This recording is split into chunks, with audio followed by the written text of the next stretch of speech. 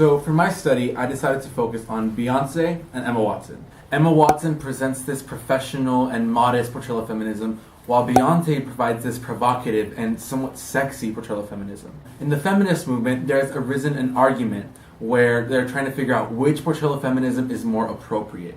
And what I hope to prove with this survey is that both portrayal of feminisms are effective and are appropriate within certain social situations.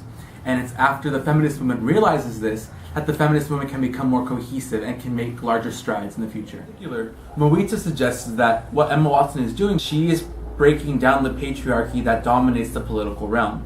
Now for Beyonce, it's a little different. Some critics would say that her hypersexualized approach to feminism tends to overshadow and pushes aside the actual message of feminism.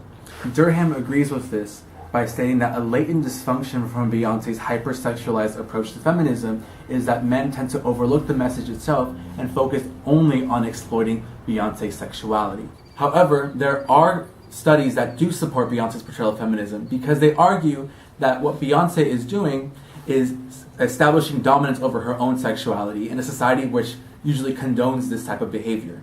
Studies from Verta agree with this statement, saying that it's important to include sexuality in the discussion of the feminist movement because it often allows feminists to uncover new sexual grievances. I created a survey with 21 questions that asked questions about the feminist movement, Beyonce, and Emma Watson in general. And using that, I decided to present it in a more fun and interactive way, as I will show you now. So I started off by asking, do you consider yourself a feminist? The results were split into thirds. 30% said yes, 30% said no, and 30% said not sure. I followed up with, what is your view on the feminist movement? While 46% said favorable and only 9.9% said unfavorable, 44% said unsure. So then we moved on to Beyonce. I asked for the participants' impression of Beyonce. 45% said favorable, 12% said unfavorable, and 43% again were unsure. Now to address Durham's statement, I asked what Beyonce is most known for. The results said that 66% said that her music was what she is most known for, while 25% said her body is what she is most known for. The question, did you know Beyonce was a feminist, brought surprising results. 73% said that they did not know. However, I asked if Beyonce's behavior was appropriate for the music industry. 61% said yes, but when we asked if both male and female were expected to be sexualized, 31% said yes, while 42% said no. It was at the question, does Beyonce adequately portray feminism, that raised a lot of confusion. 25% said yes, 23% said no, while more than half said that they were unsure. Up next, we had Emma Watson. We started off with impressions. 62% of people said that they viewed her in a favorable manner, where only 2.8% said they viewed her unfavorably. I followed up with, did you know Emma is a feminist? While 38% said yes, the majority, at 62%, said no. Next, I wanted to see if her favorability meant awareness. However, 78% of the participants said they did not know about her He for She campaign.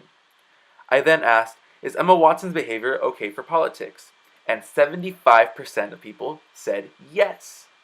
And it got even better when we asked if both men and women were expected to behave that kind of way in politics. 92% of people said yes. For one of the last questions, we showed people a photo of Beyonce and Emma Watson, and we asked them to pick who better represented feminism.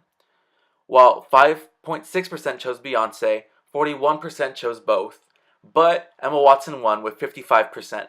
But in the end, just like Beyonce, when I asked, does Emma Watson adequately present feminism, the majority of people were once again unsure, and it makes me wonder, why do people keep choosing the unsure response? So why is all this confusion happening? It's not to say that these participants are uneducated or are lacking in knowledge in this particular subject. Actually, 81% of the participants reported that they had taken at least 3 or more AP or IB classes. So why is it that these participants can't answer a question asking them whether or not Emma Watson or Beyonce adequately portrays feminism? The whole feminist movement is so confusing that even some of the feminists in the participant couldn't figure out what to say. Of the 50 participants who identified as feminists, over 50% of them chose unsure or don't know for these responses. Interestingly enough, what wasn't confusing to the participants were the expected behaviors that dominate certain social situations. This is shown when the survey asked the participants if Beyoncé's provocative behavior was appropriate in the music industry.